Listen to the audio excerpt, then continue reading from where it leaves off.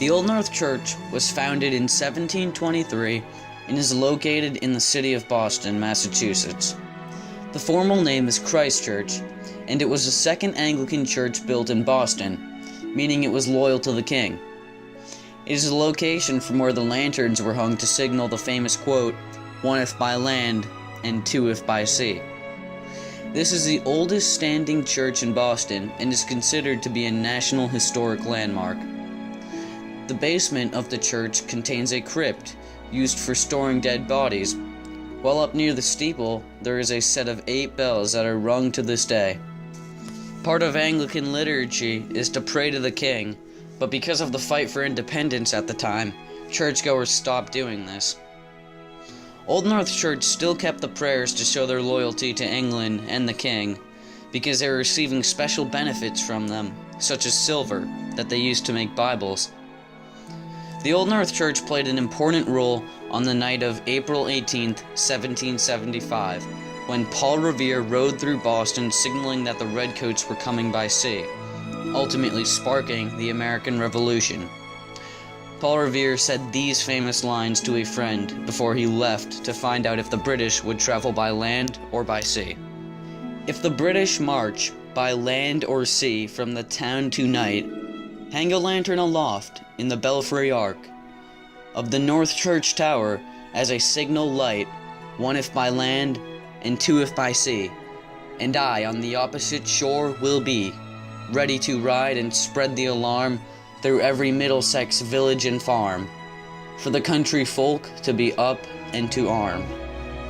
Revere came back to inform everyone that General Thomas Gage and 700 British regulars were advancing up the Charles River to Concord.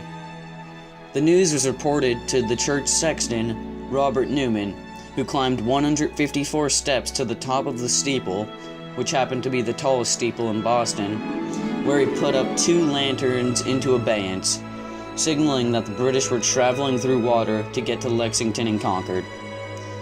The interesting thing about all of this was that the Old North Church was Anglican, which makes historians wonder why Robert Newman demonstrated such loyalty to the Patriots. A day later, on April 19th, 1775, the Battle of Lexington and Concord had begun. Because of Paul Revere's signal that the British were coming, militiamen were able to start mobilizing and intercept the Redcoat column. It showed the British that the colonies were willing to fight against overwhelming forces for what they thought was important to them. This was a major win and morale boost for the colonists, who would go on to fight many more battles in pursuit of their independence from England.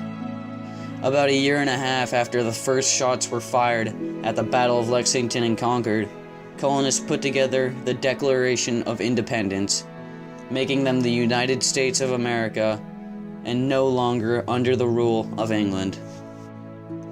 The Bell Ringing Society was formed in 1750 by a group of local boys who were Congregationalists. They did not attend church there, but they drew up a contract and all signed it to make sure they were paid. One of the boys was Paul Revere at age 15. This was Revere's earliest job. The bells have been maintained ever since and are currently being used by a guild from MIT, who ring them every Sunday from 12 to 1 p.m. The Old North Church holds a crypt in the basement where 1,100 bodies were buried in 37 tombs. People wanted to be buried under the church rather than the granary or the town graveyard because it was more prestigious at the time. The columbarium for the crypt was built in 1990. It holds cremated remains of modern churchgoers, and you can still buy a spot for $2,000. The crypt was built to make money from funerals, where the church would be paid to store bodies. Every couple of generations, they would dig up skeletons that were buried in the tombs and place them into smaller ones, so that they could free up space for more bodies and essentially make more money. The tombs have been used from 1732 to 1860.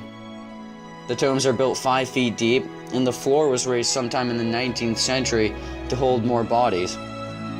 During the 19th century, you could buy an individual tomb for $30, or a private family tomb that could hold up to 20 people for $300.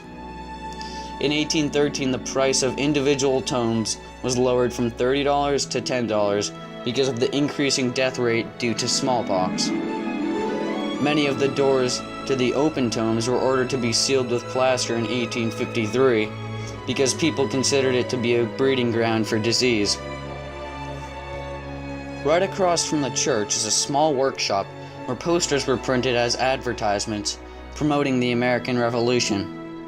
Boston's Declaration of Independence was printed here, and the equipment is being worked to this day to recreate maps and art from the 1700s.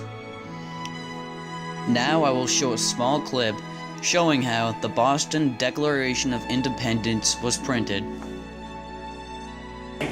How old are you guys? 15, 16? 15.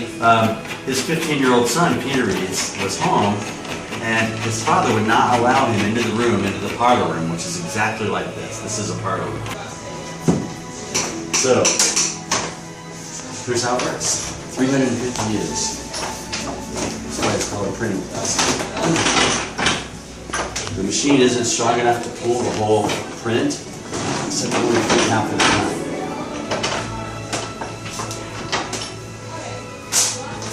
Hear that sound? Wow. So what I just printed is a Boston edition of the Declaration of Independence. The Old North Church holds a great place in American history, as it helped spark a revolution that freed us from England, and is why today we are called the United States of America. The Old North Church's place in history will not be forgotten. Thank you for watching.